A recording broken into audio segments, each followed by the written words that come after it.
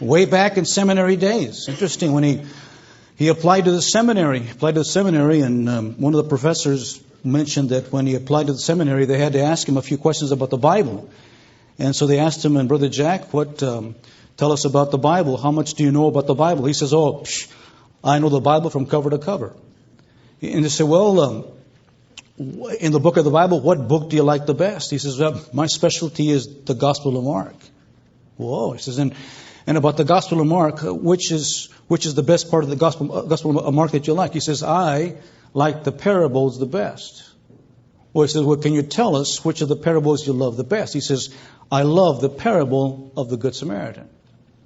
Well, Brother Hughes, then tell us from memory then the parable of the Good Samaritan.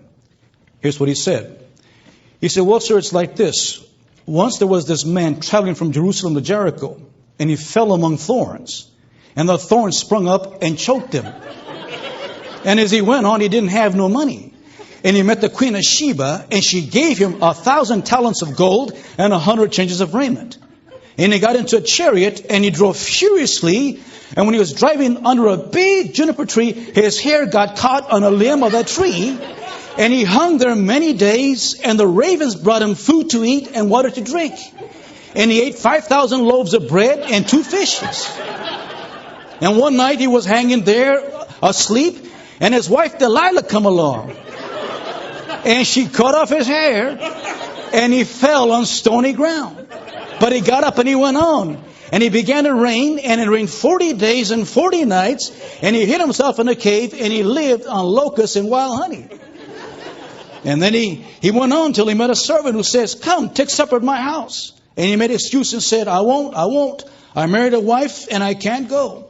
And the servant went out in the highways and the hedges and compelled him to come in. After supper he went on. He came on down to Jericho. And when he got there, he looked up and he saw that old Queen Jezebel sitting way up high up on a window. And she laughed at him. And he says, throw her down. And they threw her down. And he said, throw her down again. And they threw her down 70 times 7. And of the fragments that remained, they picked up 12 baskets full, besides women and children.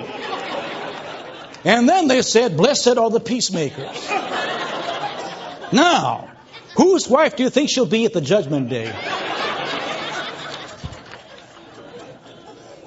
It's come a long ways, hasn't he?